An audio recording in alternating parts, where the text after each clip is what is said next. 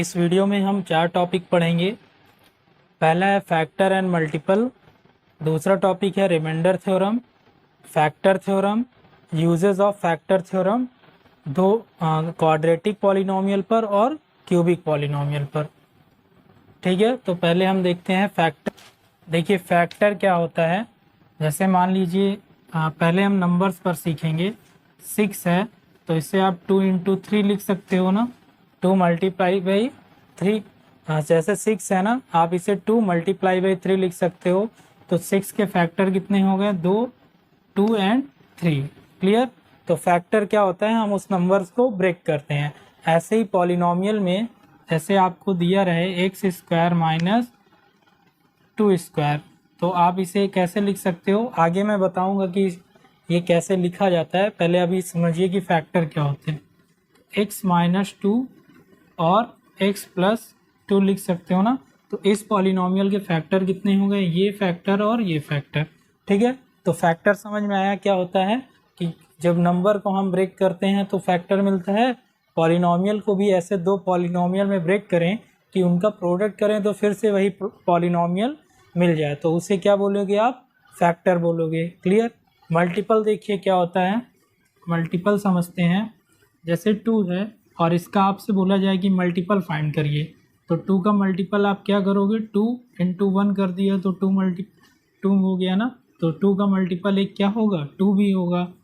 2 से मल्टीप्लाई कर दिया 4, तो ये 2 के मल्टीपल में देखिए 4 आएगा ना। 2 2 जा 4। तो अगर 2 के मैं मल्टीपल पूछूँ तो आप क्या लिख सकते हो? 2, 4, 6, 8 एंड सो ऑन। ऐसे क्या होगा?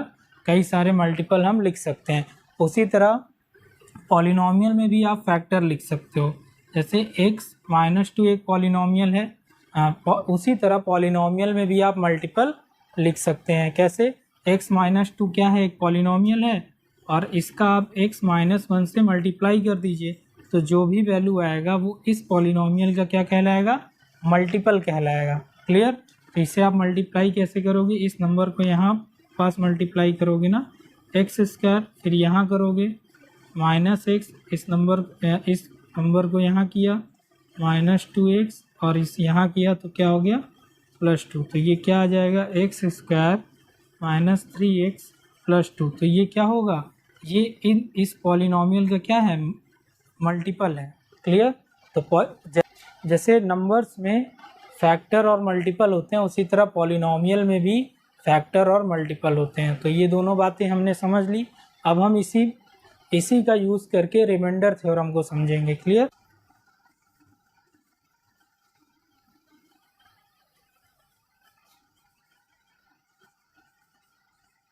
Remainder theorem.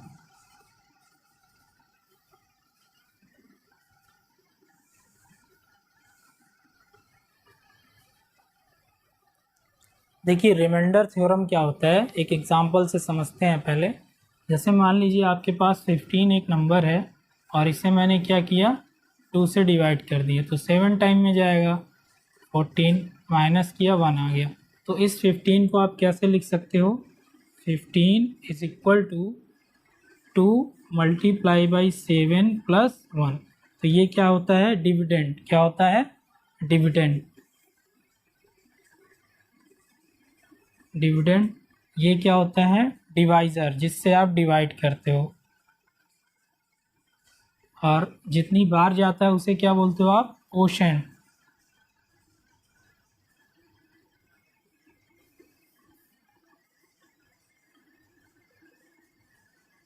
कोशेंट। और ये क्या है? रिमाइंडर।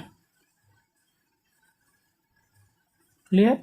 तो इसी तरह पॉलिनोमियल में भी आप क्या करते हैं? डिवीज़न करते हैं। जैसे पॉलिनोमियल मैंने ले लिया x square plus 3x plus 2, और इस पॉलिनोमियल को हमने क्या कर दिया? डिवाइड कर दिया। किससे डिवाइड कर दिया? x प्लस 2 से हमने क्या कर दिया? डिवाइड कर दिया। तो ये कितनी बार में जाएगा? x से यहाँ मल्टीप्लाई करोगे तो क्या आएगा?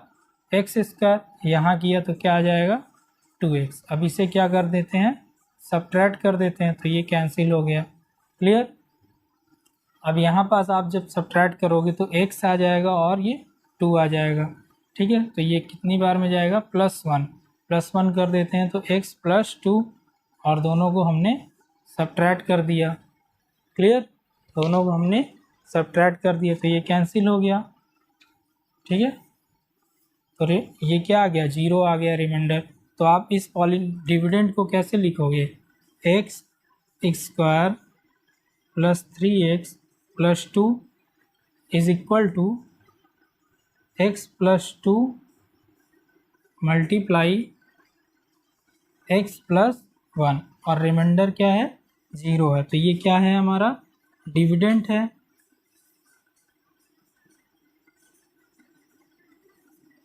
ये क्या है, डिवाइज़र है।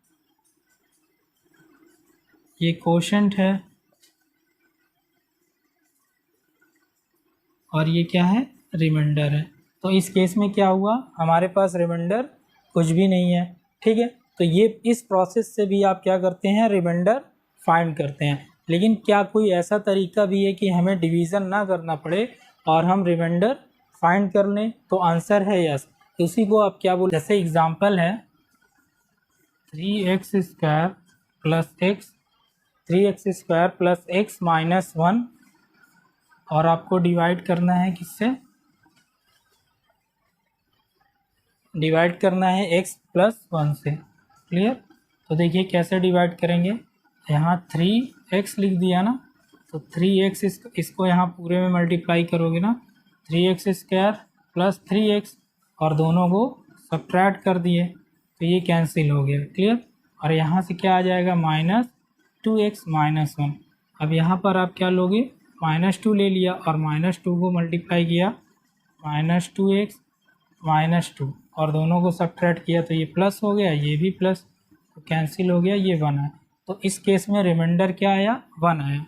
तो इसे आप कैसे लिख सकते हो, देखिए डिविडेंड क्या है, 3x² + x - 1 is equal to divisor x + 1, quotient आया है 3x - 2 प्लस रिमाइंडर। तो ये क्या है, रिमाइंडर आया है जो कि इस डिवीज़न मेथड से आया।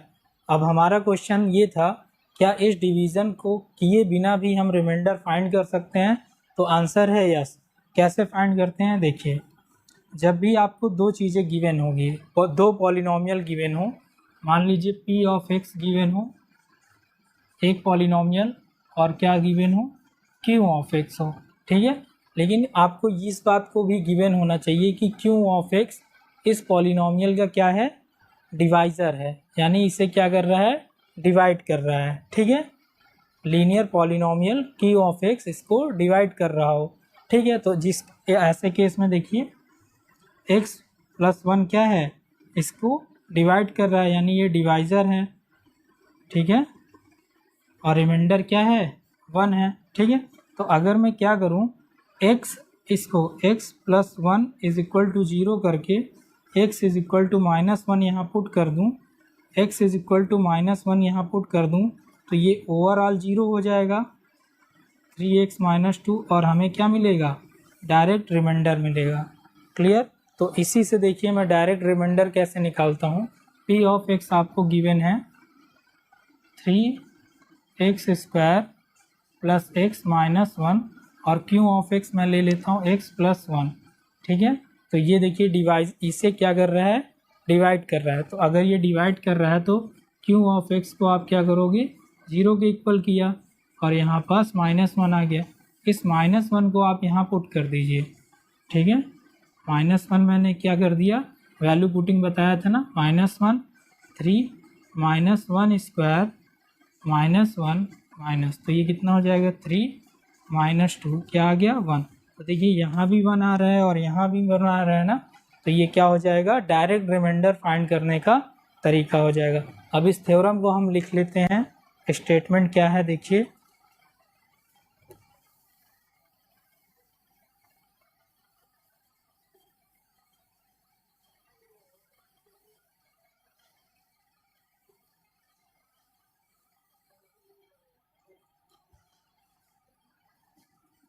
let p(x)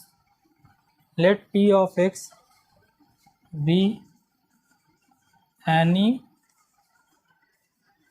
polynomial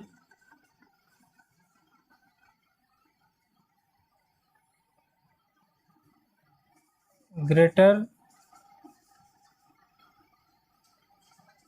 than or equal to 1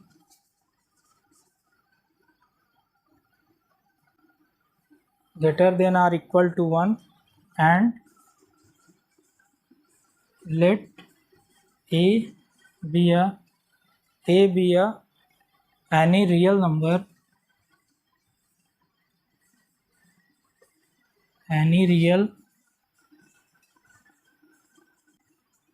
p of x if p of x is divided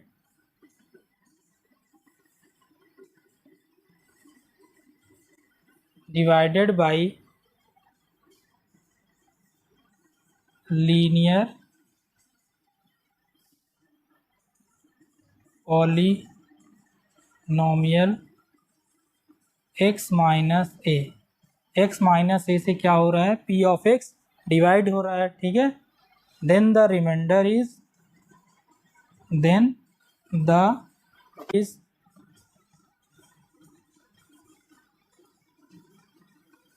p of a, यानी जो रिमाइंडर आएगा वो क्या कहलाएगा, p ऑफ a ही होगा, ठीक है।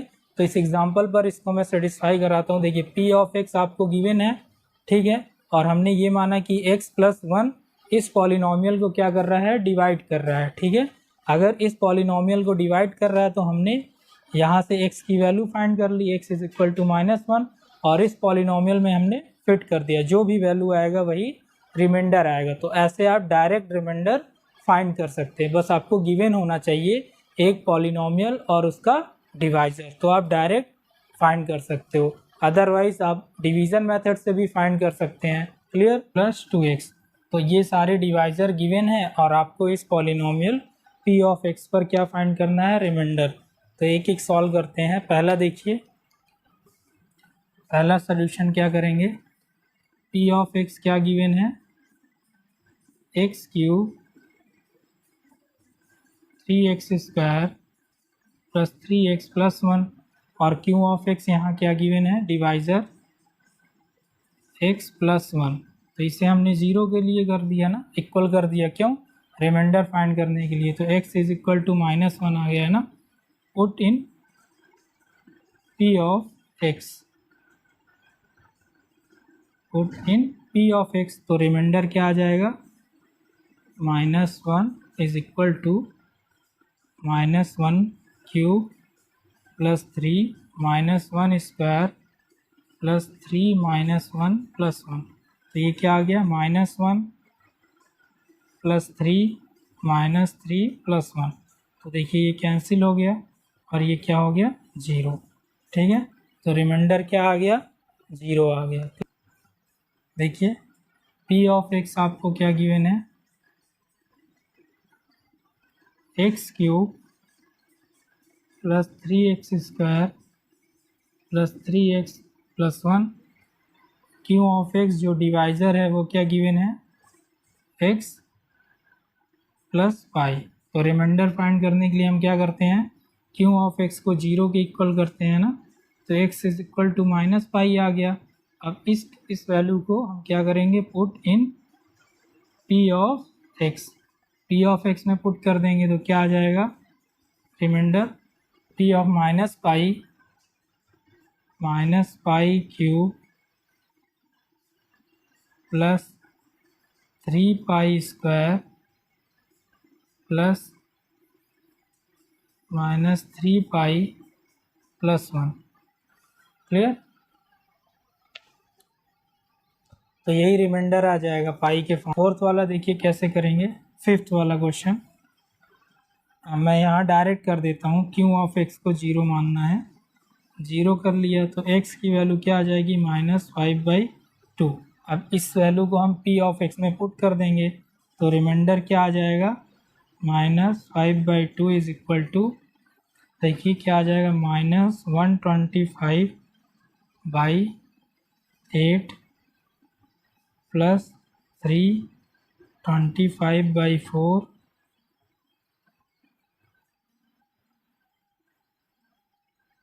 Minus 3 5/2 plus 1। इसी को सॉल्व कर लीजिए। मैं क्या करता हूँ, 8 एलसीएम ले लेता हूँ ना, 8 एलसीएम ले लिए तो ये कितना हो जाएगा 125। यहाँ सॉल्व कर देता हूँ, 8 125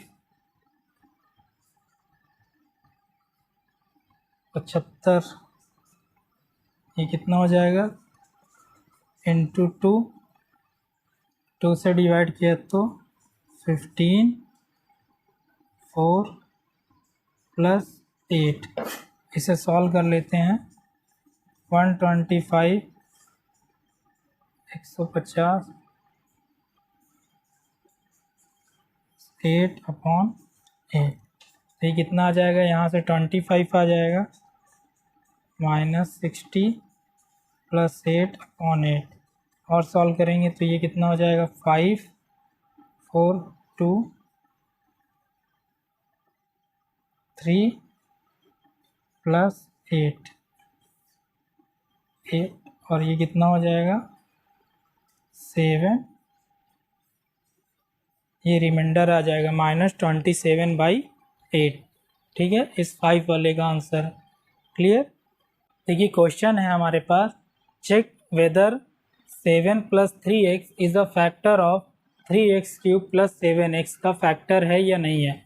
तो ये इसका फैक्टर है इस पॉलिनोमियल का। इसे कैसे चेक करेंगे हम, रिमाइंडर थ्योरम की सहायता से। ठीक है, सॉल्यूशन करते हैं।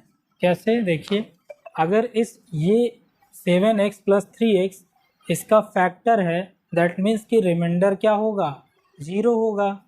ऐसे समझते हैं, जैसे 6 है, 6 को 2 × 3 कर दिया और 2 इसका फैक्टर है तो 2 6 को डिवाइड भी कर रहा होगा, और अगर कंप्लीट डिवीज़न कर रहा है तो रिमाइंडर क्या होगा 0 होगा। दैट मीन्स कि जब मैं इसका वैल्यू इसमें पुट करूं तो रिमाइंडर क्या आना चाहिए 0 आना चाहिए। अगर रिमाइंडर 0 आ जाता है तो ये इस पॉलिनोमियल का फैक्टर हो जाएगा। और रिमाइंडर चेक करना आसान है, हम क्या करते हैं, जो Q(x) गिवन है इसे क्या करते हैं 0 के इक्वल करते हैं। ठीक है, 0 कर दिया, 7x + 3x = 0, 3x = -7, x = -7/3। तो ये x की वैल्यू आ गई। क्लियर। अब इसकी वैल्यू हम P(x) में पुट करते हैं और चेक करेंगे कि भाई रिमाइंडर क्या आ रहा है। तो -7/3 = देखिए 3 -7/3 होल क्यूब प्लस 7 -7/3, ये कितना आ जाएगा 343, 7 का क्यूब और 3 का क्यूब 27 -49/3। तो ये इससे कैंसिल होगा, 9 आएगा ना, और ये तो 0 है ही नहीं। ठीक है, तो माइनस कभी भी 0 नहीं बनाएंगे, तो क्या लिखोगे, डज नॉट 0, यानी रिमाइंडर 0 नहीं है। इसका मतलब Q(x) इसका फैक्टर नहीं है। तो आंसर क्या होगा, no. Q(x) 7 + 3x is not a factor of 3x³ + 7x। Clear.